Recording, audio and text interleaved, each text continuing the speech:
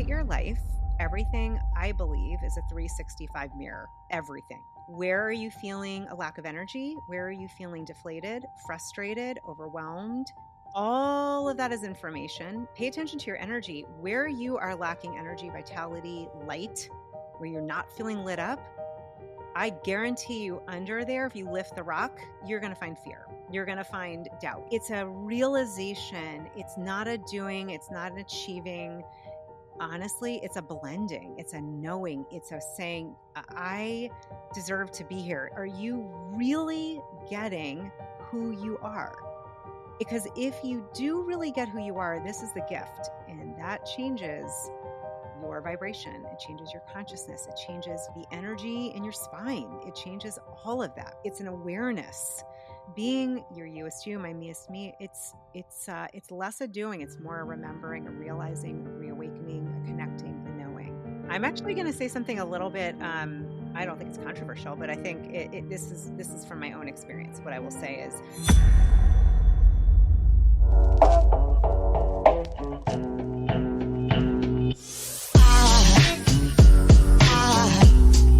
Aside from my soul.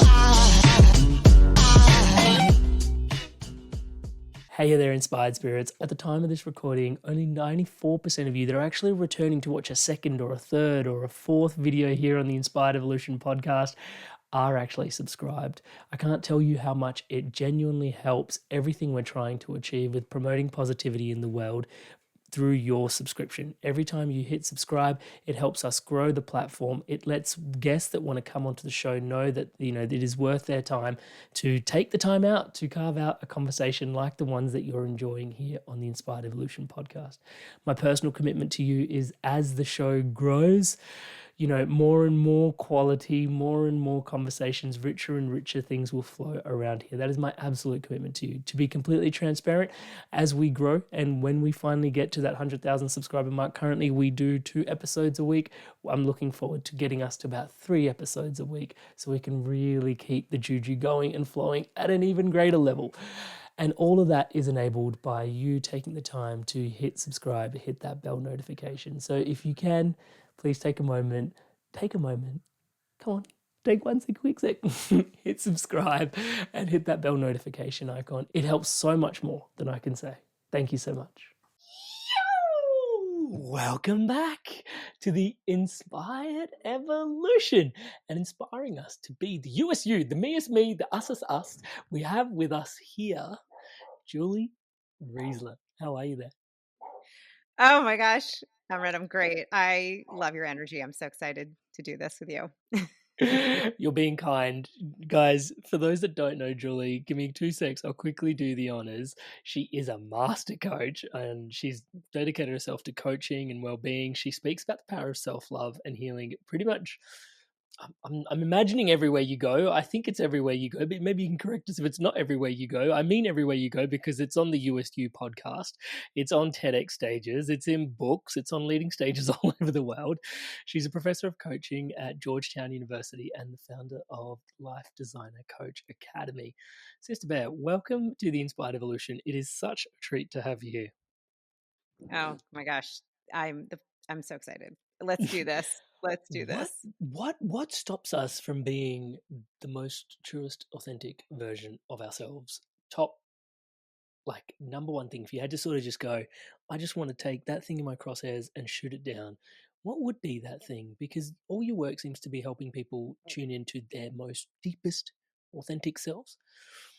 What is the number one thing that I don't want to use the word hate. This isn't a space for hate, but if you could sort of shoot something down, I'm giving you permission. Mm-hmm. Okay. Oh, I like it. I like the permission. So I'm obsessed with this. I think I'll just say this really quick because it might give a little context. I did a lot of time where I was not being my meest me, right? I was trapped in, and it'll get to the answer. I was trapped in this feeling of needing to people please, wanting to be liked, feeling all the not, enoughs, not good enough, smart enough, all those things. And what is that all? What is the umbrella of that? I think the umbrella of that is fear. I think it is doubt. I think lives in the world of ego, and in the world of anytime you feel not something enough, or you doubt yourself, any of that is not, it's coming from a space of lack and of fear and not seeing who you really are, not getting that each of us are come from the divine where we are meant to express. And so, what do I wouldn't say hate, but for me, that whole umbrella, I think it's fear. And she shows herself or himself or itself in many different ways. And that could look like, comparison and jealousy and envy. It could look like self doubt. It could look like feeling like who am I to do this? Like, who does she think she is? Who do they think they are to do that? It could sound like the voice that says, you don't have enough training, you don't have enough whatever, and or that says you're going to be shunned. You're not going to be liked if you leave that marriage, if you leave that job, if you start a business, if you come out in the sexuality that you feel you are most identified with, whatever it is. It's that little voice that it gets scared, and I think it lives in what you might call the ego. And I wouldn't say we want to like shoot it down, but we got to understand that that is not who you are. That is not your youest you, not even close. This is sorry. I was going to say you're touching the wound in the gooey bit, but there's surely a better way to say that from my end. But I'm just going to go with it because, yeah, there's two parts to that. Which the first part is, I think, with fears, from what I understand, and this is my humble understanding, there are those fears that we know. It's like, oh yeah, I'm afraid of that. Like, oh, public speaking would be amazing for me, but oh, and you can kind of feel it. That's a fear that we know. But then there are some fears that our conscious mind doesn't know. And I found it really interesting. And the wound bit was like, oh, there's ego in there, and that there's a fear because, and maybe I'll provide some context to an example that's a bit raw, a bit vulnerable for me. But, I've been coaching myself for about 6 years now, and it's all been about purpose coaching. And recently, like, having worked with clients for many years now, a lot of them have gone on to do and achieve many things, but they've still retained me as their coach, which is an absolute blessing, touch wood. And they've all moved into like leadership kind of positions. So I was talking to my coach, and it was like, you think you're a leadership coach? And I was like, well, it's just kind of where naturally things are going, keeping leaders aligned. And then he's turned around and gone, well, then why do you have a spirituality podcast? And I was like, well, because that's the essence of living, and it's like the most important thing in life. Like, why would I not have a spirituality podcast? And he's like, well, it doesn't fit for your coaching offering to be a leadership coach and have a spirituality podcast. And I was like, oh, well, okay, then I guess I'm, purpose coach for leaders is, whoever it is. And he's just like, even purpose coach, like, why? And then after a series of coaching questions, he was like, why are you not a spirituality coach? And even as I'm saying that to you right now, like all my stuff just comes straight up. And I was just like, and he just called me out. He was like, you think you have to be enlightened to be a spirituality coach, don't you? And I was like, yeah, pretty much. And I'm not enlightened. And then he's like, so you were coaching somebody anyway, so I could run you through the coaching session. But the key thing in there that I was feeling into was like the fear. Like there's this fear around, there are certain things that we don't even know that we're afraid of. How do you help uncover some of those? Because I wasn't aware that I was afraid of labeling myself as a spirituality coach because of what that really means, right? And then, yeah, just going, okay, how do we approach that? So approaching is a whole other conversation, but how do you uncover the fears that we're not even aware of? It's a great, great question. And by the way, as you were speaking, I'm like, it's so interesting because your title of your podcast, when you think of inspired, I don't know if you've ever followed Wayne Dyer, who talks, Yeah, and he's not, I mean, it stems way before him, but in spirit, right? Like spirit through you, it's the whole reason breathe. I chose the word. Nice. Of course you did. Right. And so I'm like, you're already doing it. I have had a similar inner dialogue, Cameron. I have. Yeah. Like, would I call myself a metaphysical or a spiritual coach? Like, I don't know, because I've worked with, C-suite leaders and I've worked in companies, and like, I don't know, are they going to go for that? The truth is, at the basis of everything, right, is our connection to our higher self, to our soul self, to, I think of when I talk about being your you, my me is me, it is literally, that is your higher self. What that means is those fears, which are human, we're going to have them. That is not, though, that is not your higher self. So how do we find them? I can tell you right now, a couple ways. Number one, look at your life. Everything, I believe, is a 365 mirror. Everything you're experiencing. Where are you feeling a lack of energy? Where are you feeling deflated, frustrated, overwhelmed, stressed, like you're not on purpose?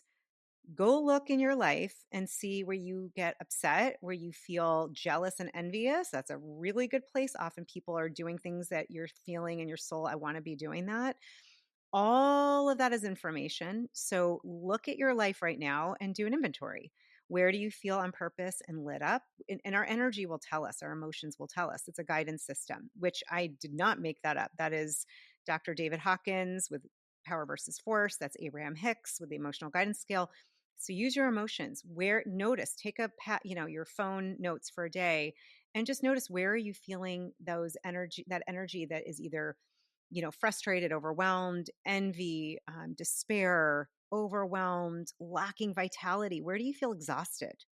Because I'll tell you, you probably are similar. I consciously redesigned my life about 10 years ago, consciously, like in every way, shape, and form. It's not that everyone should do it this way, but between the marriage I was in, I left a full time job, I was a single mom, like this didn't make sense.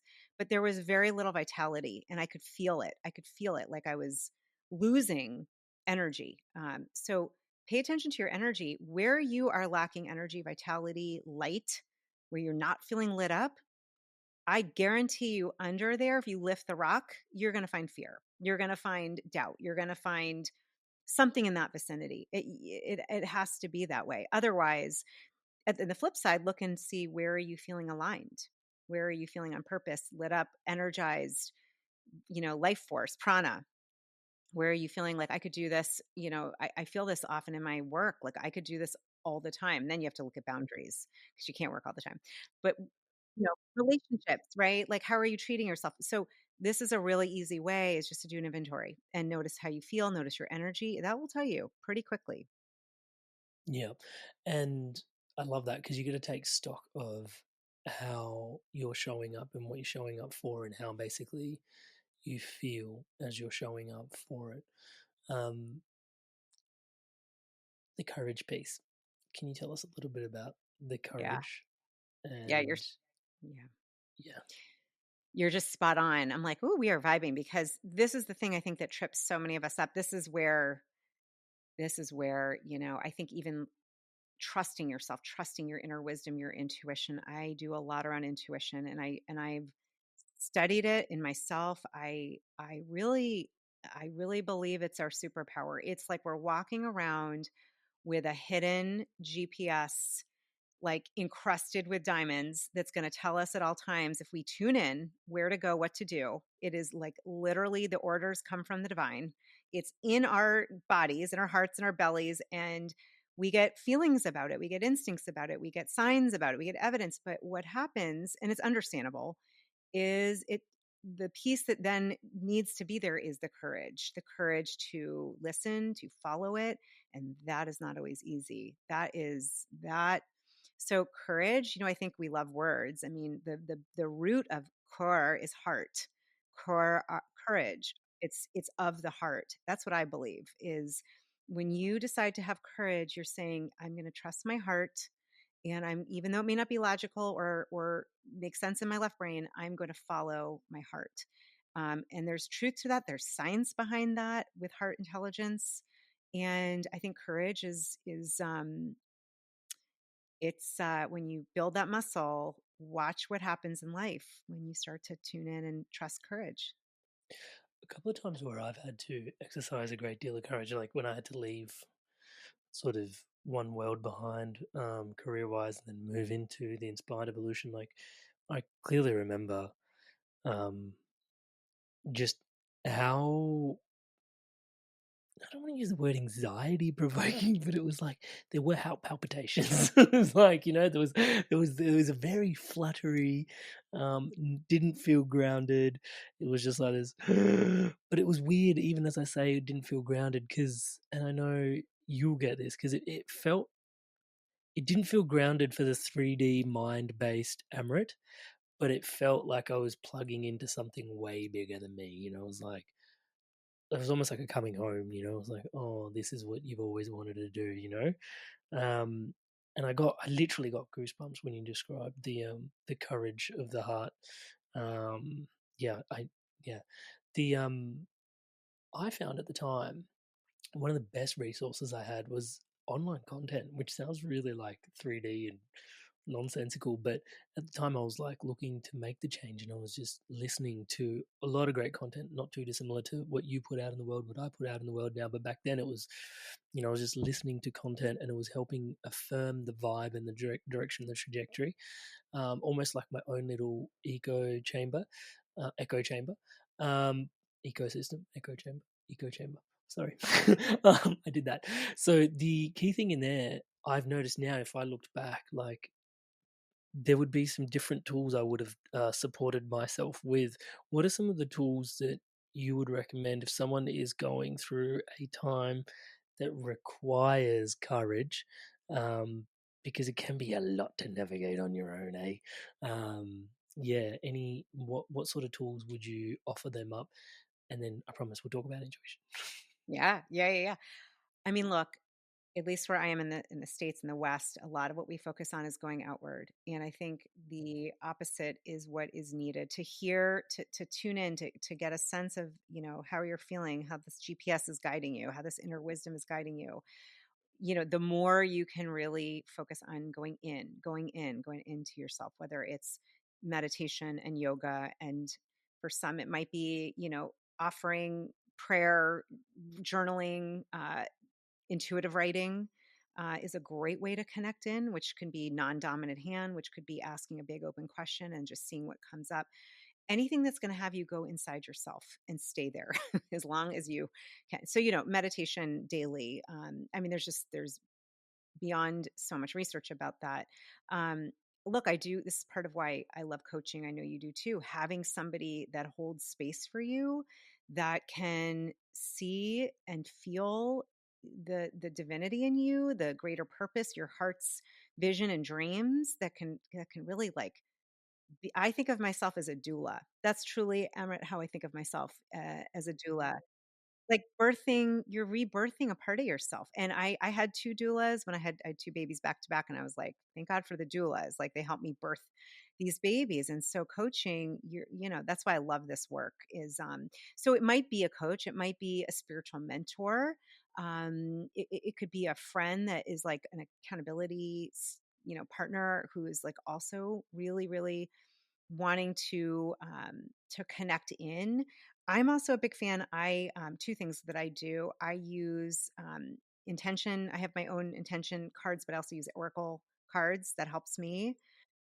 And then the other thing that I study every day, I'm a huge fan of A Course in Miracles. Um, and doing a lesson a day. To me, that's all about, vibrating at love and high consciousness and peace. And the main underlying theme is forgiveness of everybody and yourself. So for me, that's a big part of my practice. And I see that being very helpful for people that I've worked with, and that just really, really, really getting that, that we're connected in to something greater than ourselves, and we're all part of that. I love that you use the word doula, by the way, because it can be such a mess birthing ourselves. Yeah, it's epic. Um, and actually, it gives me the opportunity to zoom out for a second, touch on something that I really wanted to talk to you about today.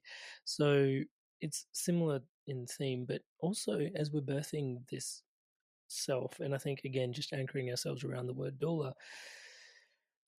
because when I feel into everything you share on the USU, there's like there's a balance between push and pull.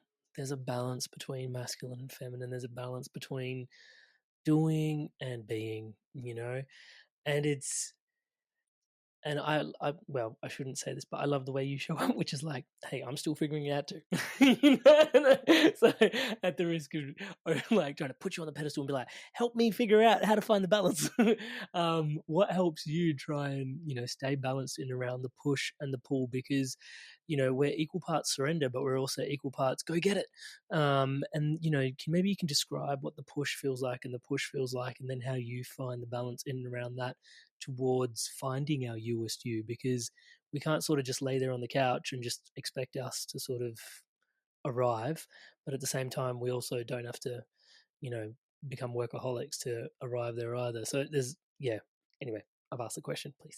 Sorry. Oh, I love it. I love this question for a lot of reasons. I'm actually going to say something a little bit. I don't think it's controversial, but I think this is from my own experience. What I will say is, if anyone listening right now, most likely, most of us here are probably high achievers, are probably those that like wanted to get the A or the 5 stars, do well, make an impact, make a difference. Like I have a feeling, because I know you, like just talking to you, I can feel your energy. You really care. Like I can tell you care about what you're doing in this podcast and inspiring people and evolution. And I I feel that way. And I know because of law of attraction, we're attracting people that also care about life and care about making an impact and want to make a difference. And so here's the thing. This is for anyone listening, for us, for me, I'm saying this for myself.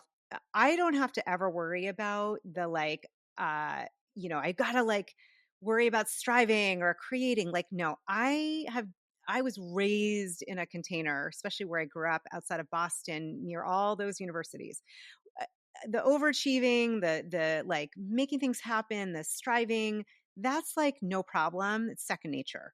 Honestly, that's how I feel. Like I don't have to worry about that being an issue. And I think for many of us, like when you get behind something that you love, there's no problem moving into it. The part that I've had to both heal and transform and learn to honor is more of that feminine energy, which is the daydreaming, the resting. I mean, honestly, Emma, I hadn't watched TV for 10 flipping years until about 2 years ago, because I was like, "That is not intellectual, like, that's a waste of energy, and I could be working and creating," and no, like, actually watching a show about, like, Gaia TV on sacred geometry or on baking, the British bake, whatever, but it helps me to daydream, to let go.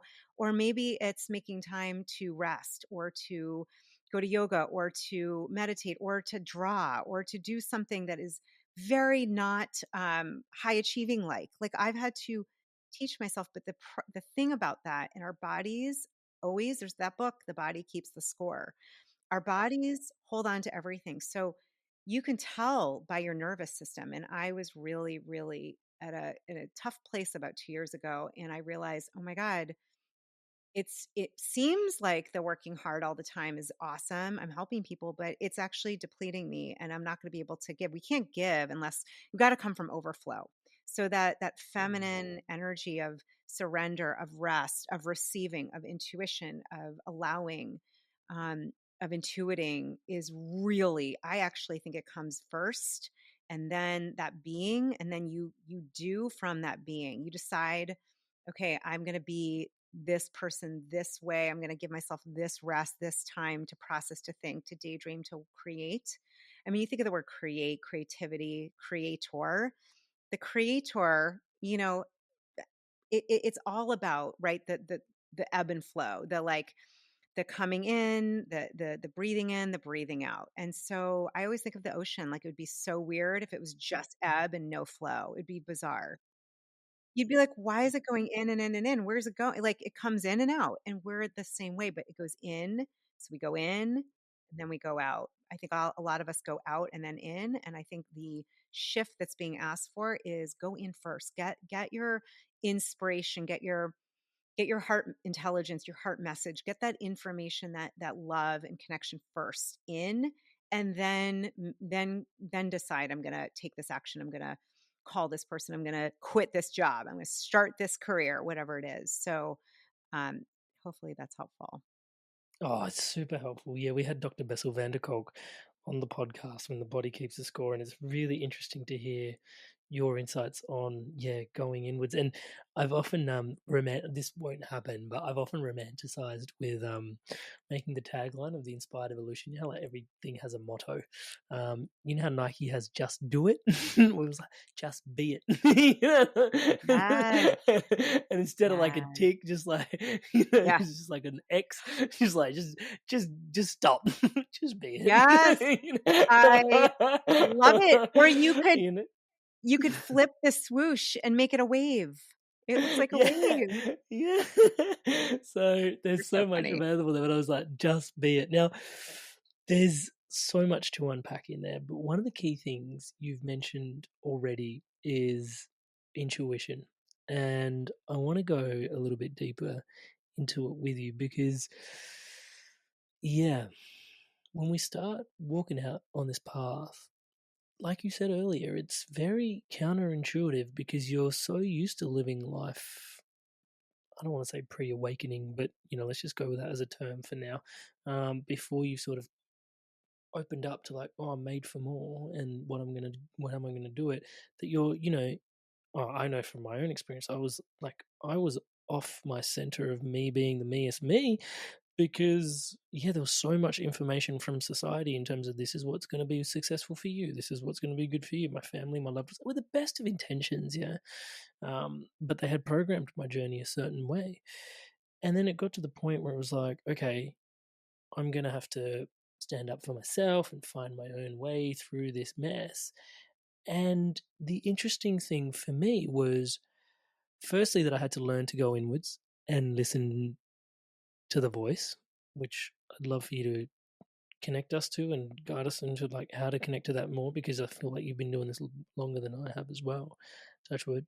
And then also, I had some really trippy bits where I was like, oh, this voice has always been there, but I've like found ways to distract myself from it. Intuition. Just I'll open it up there and for you to share what intuition means to you. And Oh, it's an emotional topic actually, because really do see it like this direct line that you and I and every human being, anyone listening now, we're born with it. It's our birthright. It's a connection, whether you call it to the greater field, that loving field of intelligence, the cosmos, the divine, God source, whatever you call that. Um, I really, I don't even have to convince you or anybody about intuition. Just think of a time you had a gut feeling, you had a sense, you knew something, but you didn't know why. And maybe you did follow it, maybe you didn't follow it. This is a good place to often start when I work with people and myself. Again, doing a little bit of that research and inventory. When was the time that you felt something, you knew something, gut feeling, you had a sense, you heard something, you didn't have any logical reasoning and you followed it? What happened? Now look and see when you didn't follow it, what happened?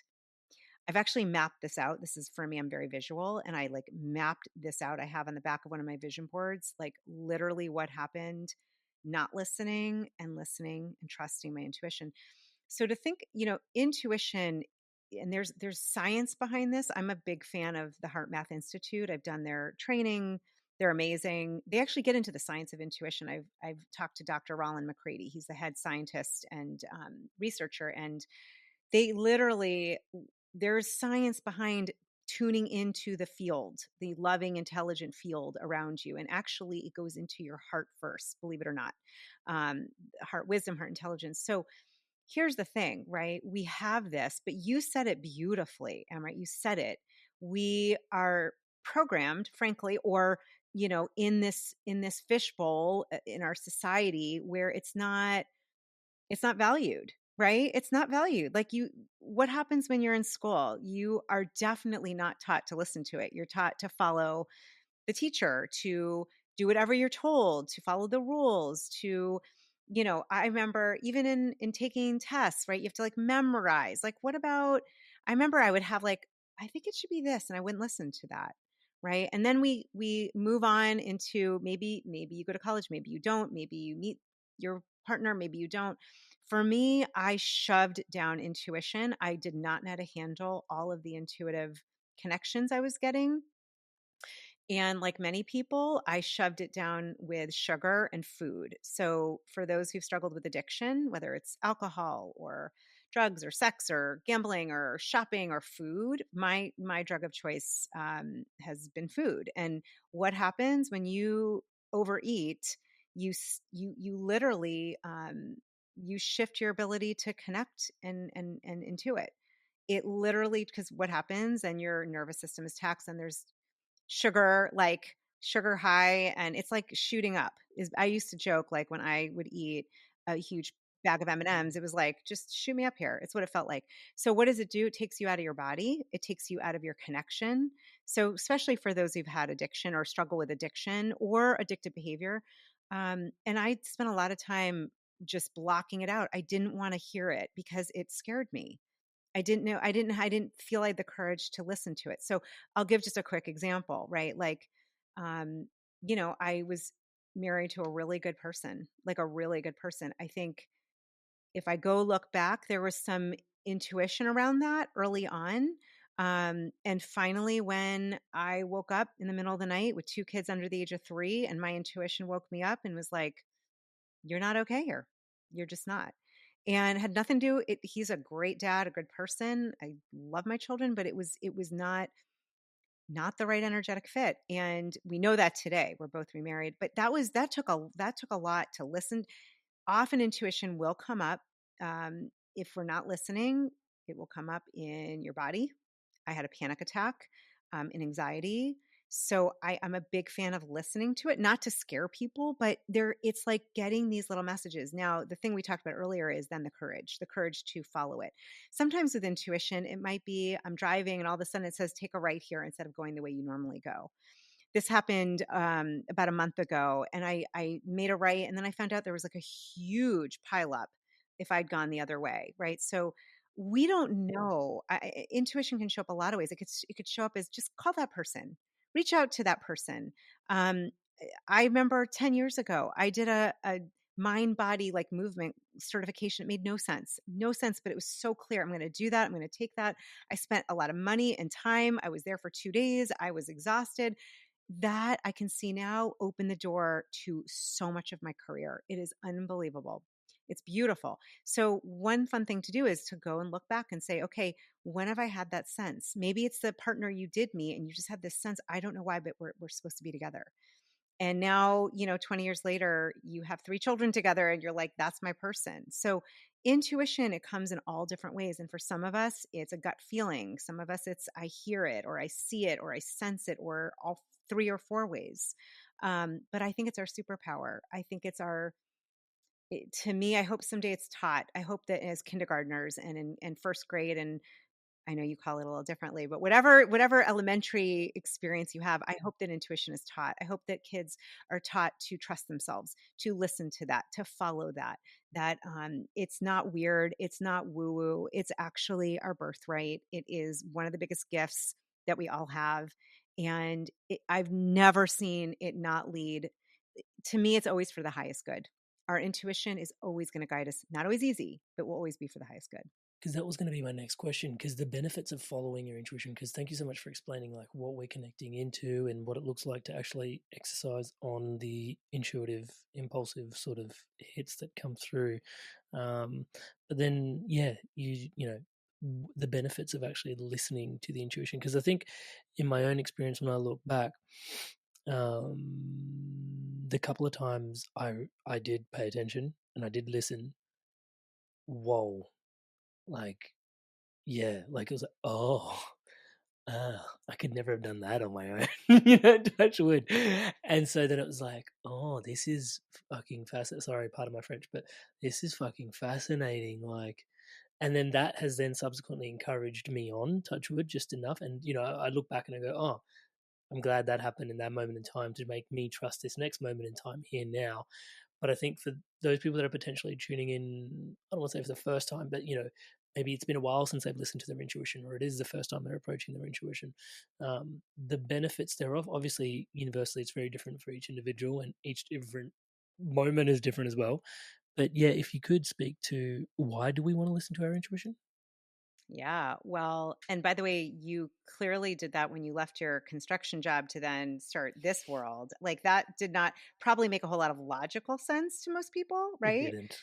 Yeah. It didn't. Yeah. No.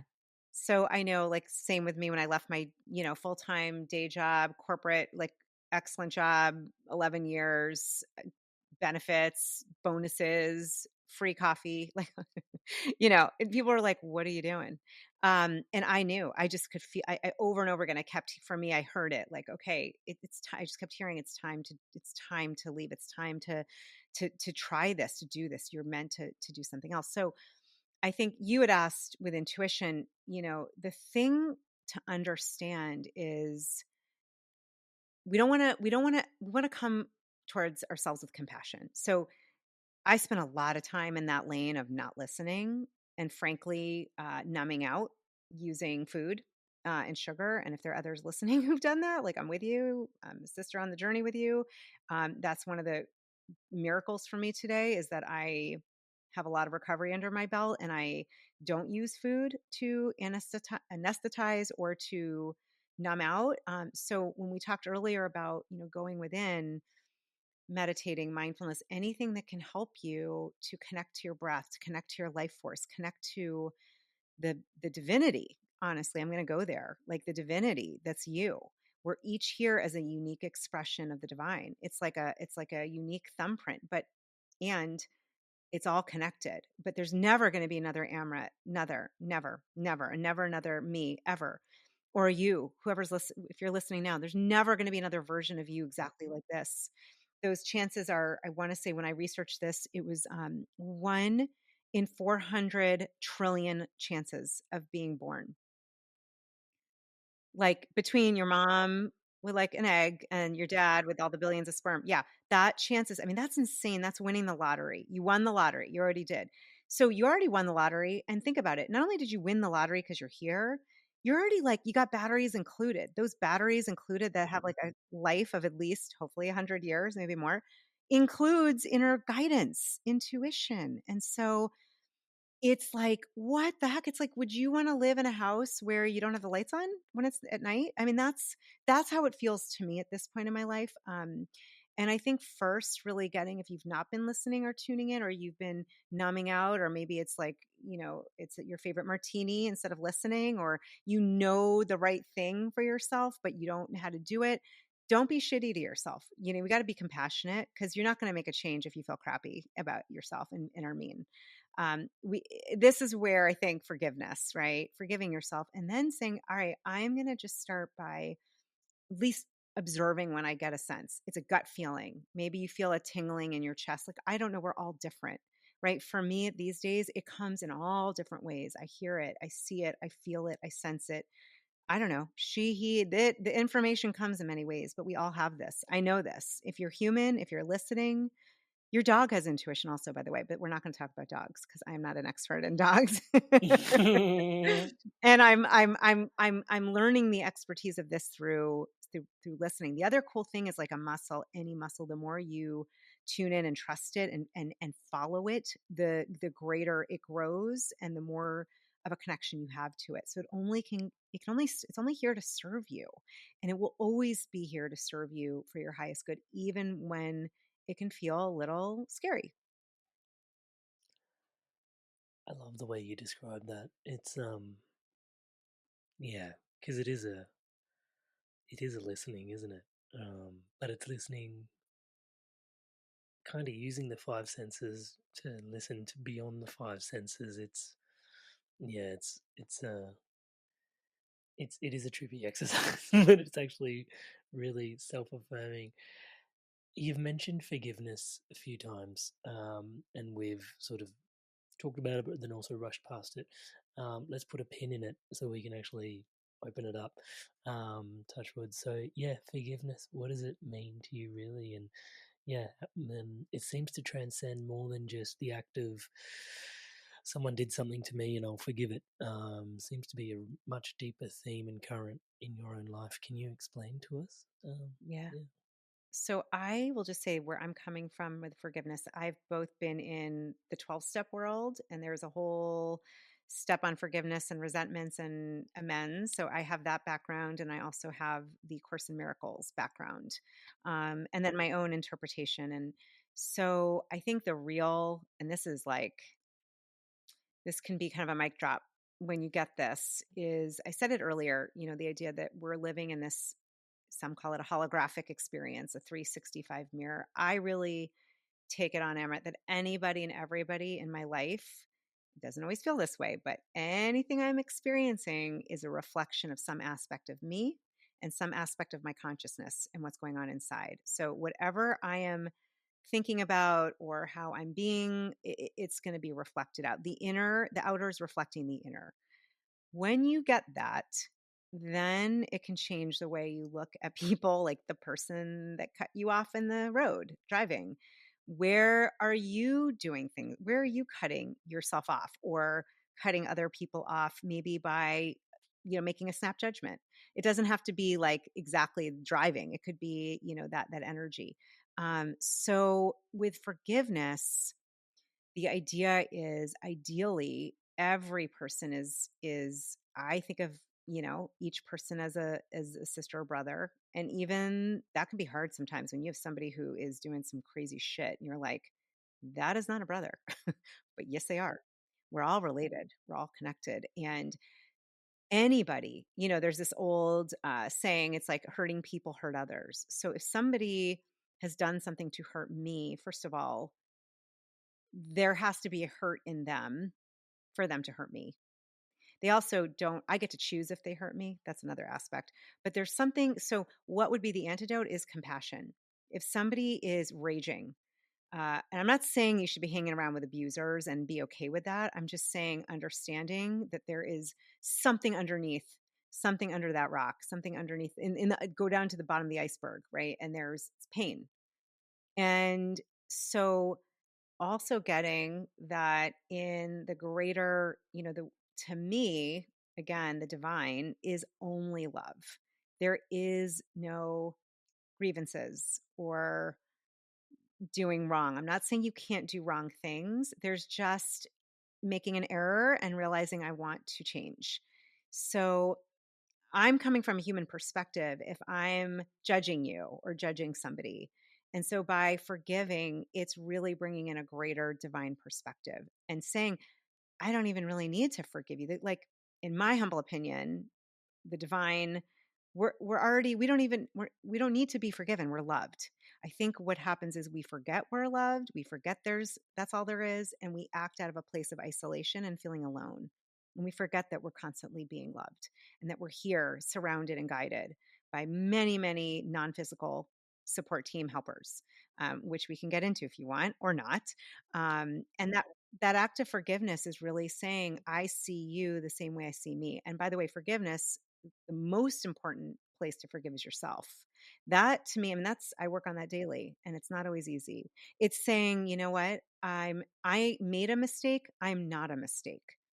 I made a mistake here. I'm not that mistake.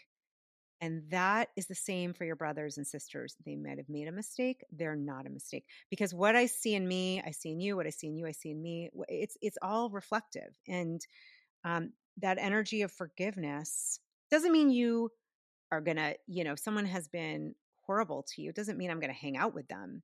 It just means I release you and I remember who you are, just like I remember who I am. And I do think this is the PhD level.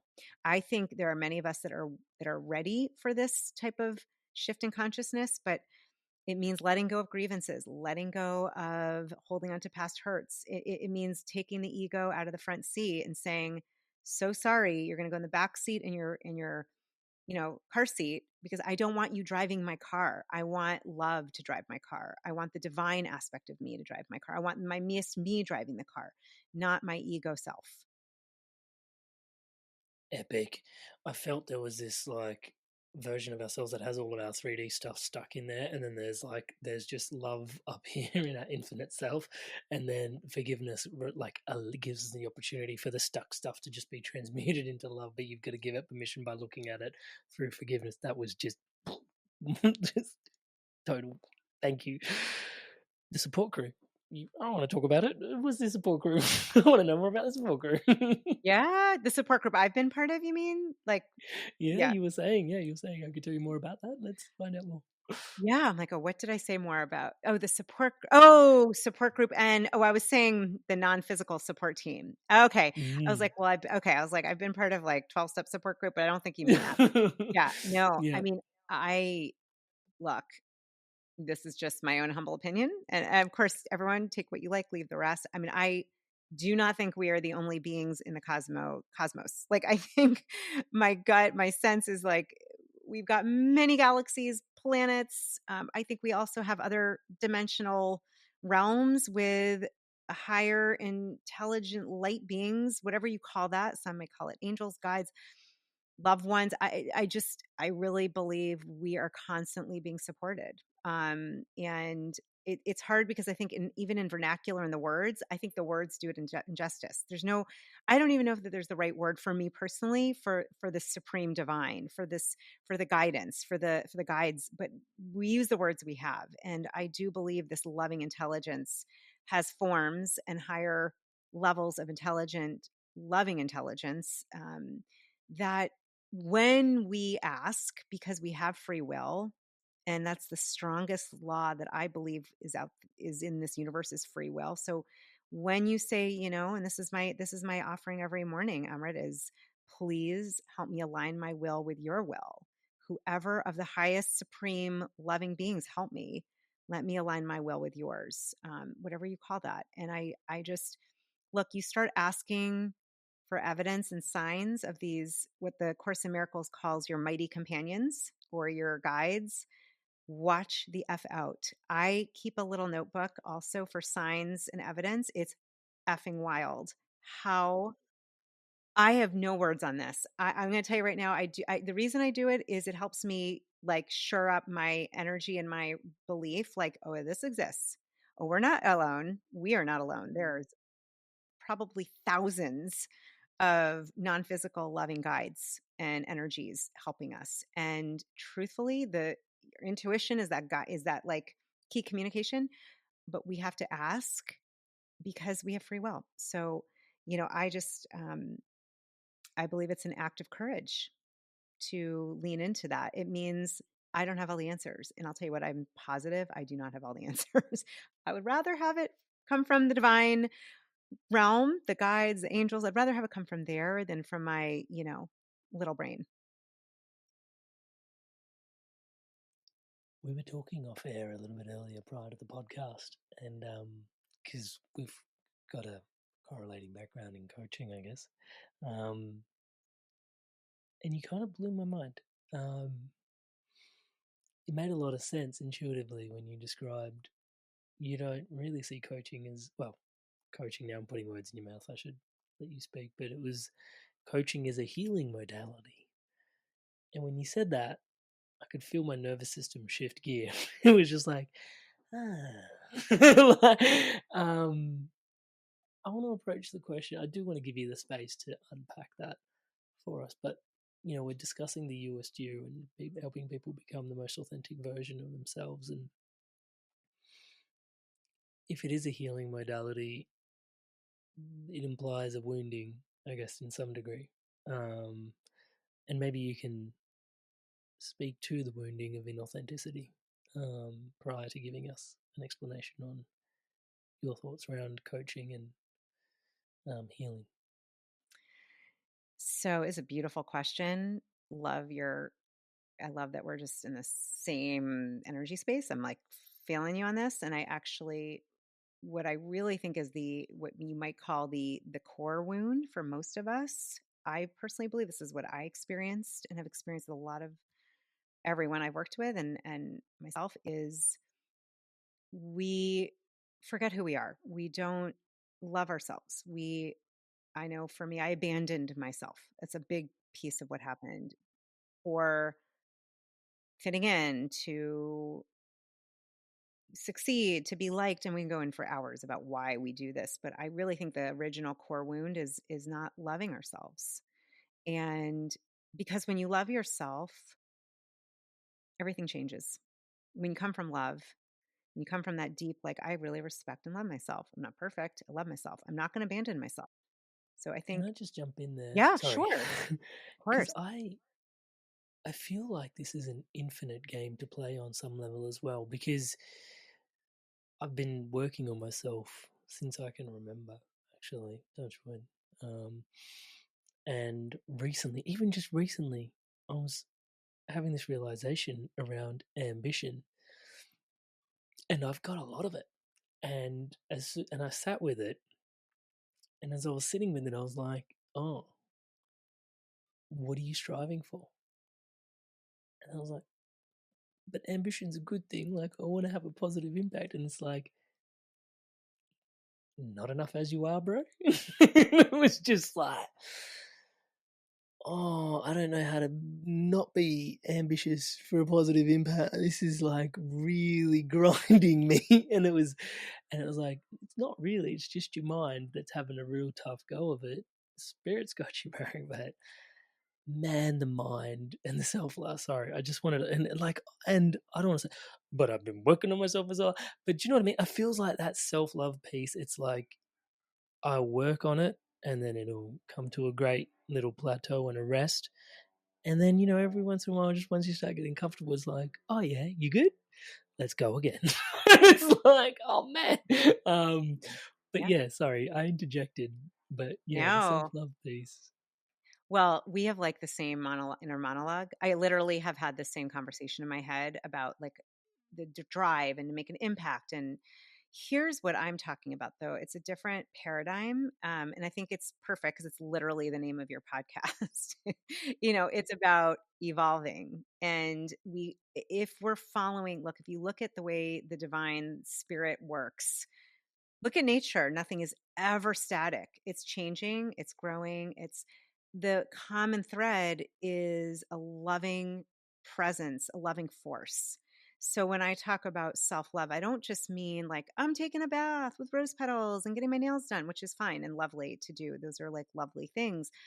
I mean, like, no, I'm tapping into the fact that my billions of cells, my organs, my everything about me and you is created from a field and a force of love, of loving intelligence. And I love that. I honor that. And I'm going to listen to what does not just my body need, but what does my spirit need? What does my soul need?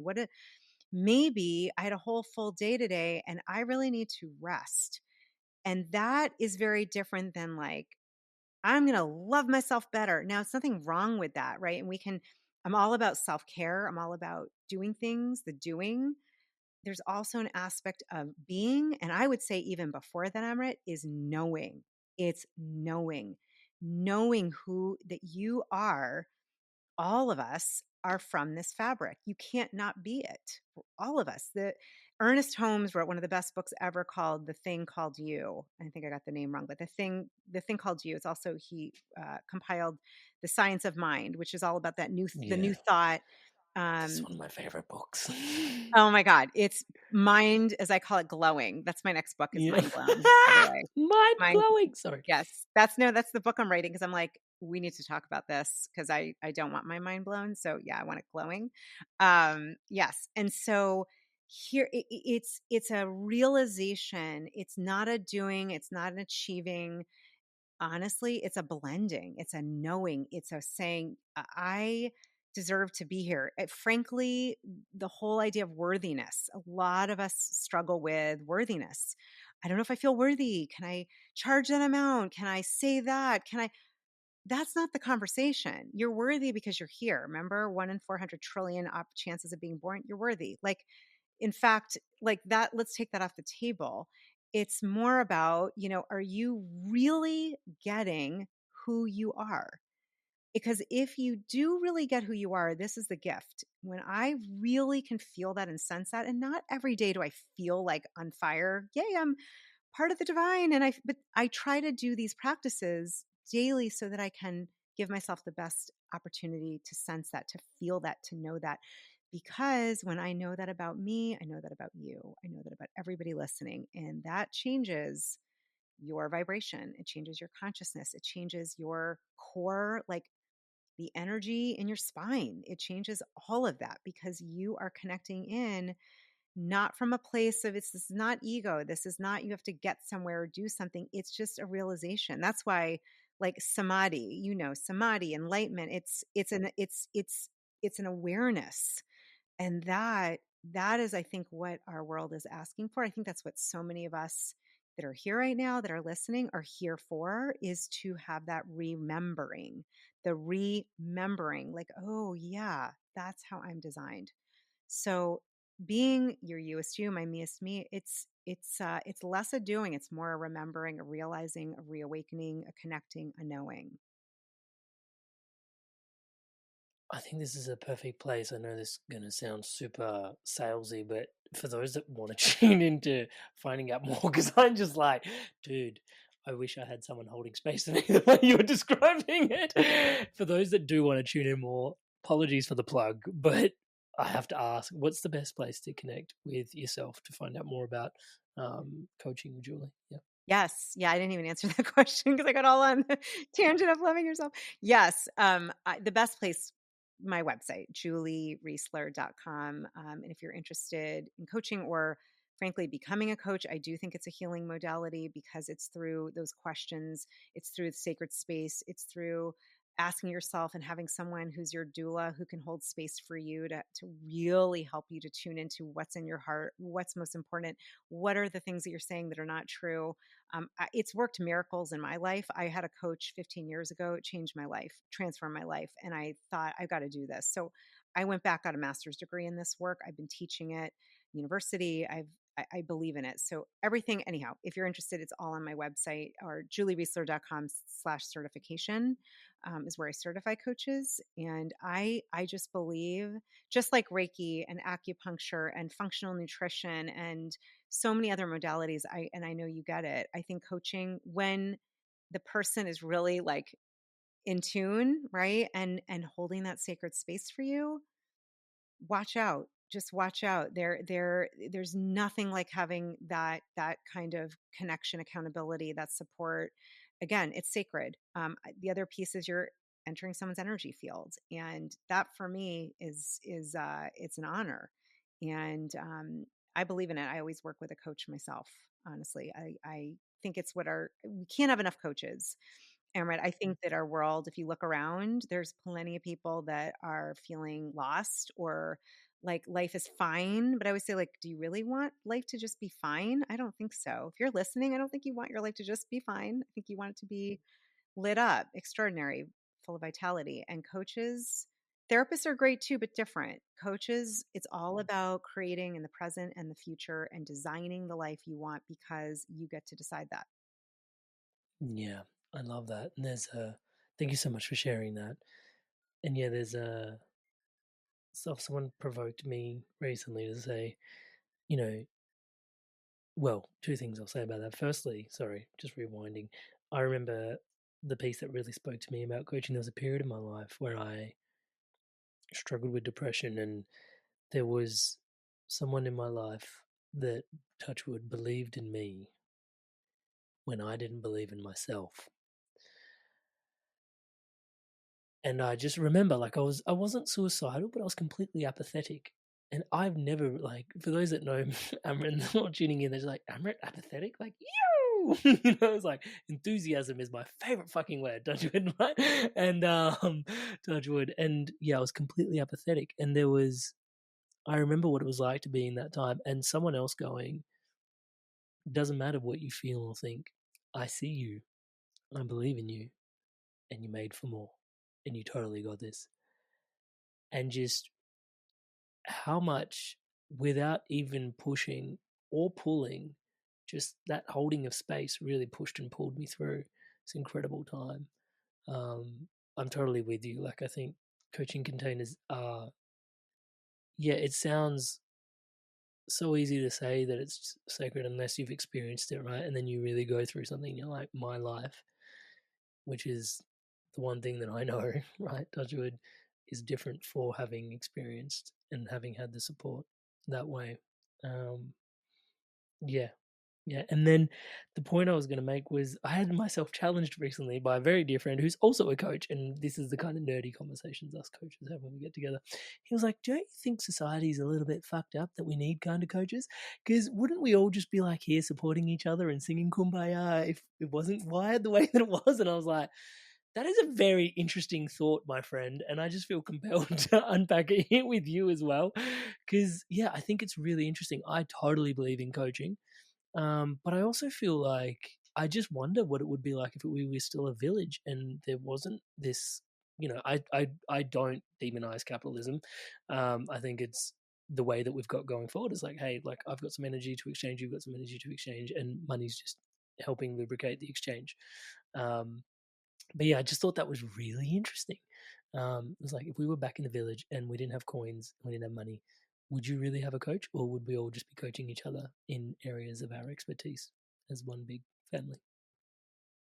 So, Amrit, I just want to thank you so much. This conversation has been delicious. It's been so nourishing. And I'm just, my hope and prayer is that it's made an impact for your beautiful audience and listeners. And, I think even though it's so funny to me, just getting to meet you now and getting to connect with you, realizing there's just there's so much similarity and such a desire to to to be this inspired evolution. And I just really honor you. I love what you're doing. I love these questions. So I thought before I would end, I would just choose a card. I have my own intention cards, the USU intention cards, and Yo! a Yes, couple please. fell. So I'm going to pull from what's left here.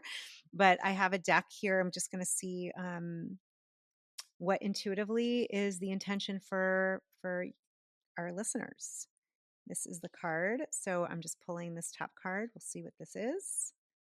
Oh, this is a good one. All right. So the ending intention, I love this one, and I have to remind myself this is like to me the most important thing, right? Is it's joy. Here, I'll show it so you can see it. Hopefully it's not backwards. It's joy. So here's the Epic. intention. I am meant to be joyful and I create joy for myself. And then the questions to ask your USU, when was the last time I experienced joy? How did that feel in my body? Where and how can I add more joy right now? And how can I share my joy with someone else? When we were talking about the emotional guidance scale around the different range of emotions and where they land in your body, joy is one of the highest. It's right there with love. So I just love that that's the intention. It's like the reminder for me is it's okay. You have every right to allow for time for joy. In fact, that's how you were created. You were created out of joy. And so, my prayer and hope is that you continue to experience that joy as you are in this inspired evolution to be your higher self, your USU. And thank you so much, Emma. I just love your energy. Grateful to be here today. Thank you. Thank you. Touch wood, Sister Beth. Thank you so much for your incredible blessings. What an epic intention to have. Joy. Thank you, thank you, thank you so much. Honestly, I could thank you for today's conversation, and I will absolutely. It has been a total, feels like a transmission, to be honest, to just, yeah, the field. But yeah, honestly, it's your life's work that, we get to stand on the shoulders of in today's conversation, and just the amount of work you've put into coaching yourself, coaching others. And yeah, there's just so much in there that you've opened yourself up to on your journey to be able to be here, open, humble, and just guide us all on our journey with your wisdom as well, helping us become our youest you and our meest me's. Thank you so much for your blessings. Really appreciate you, Sister Bear. Thank you so much for watching this video all the way to its end. Obviously, you absolutely love this podcast, and I want to thank you so much for watching this all the way through. Here is another video that's perfectly curated just for you to watch as the next best video to keep your inspiration flowing, to keep you evolving, to keep you yowing. Check it out now.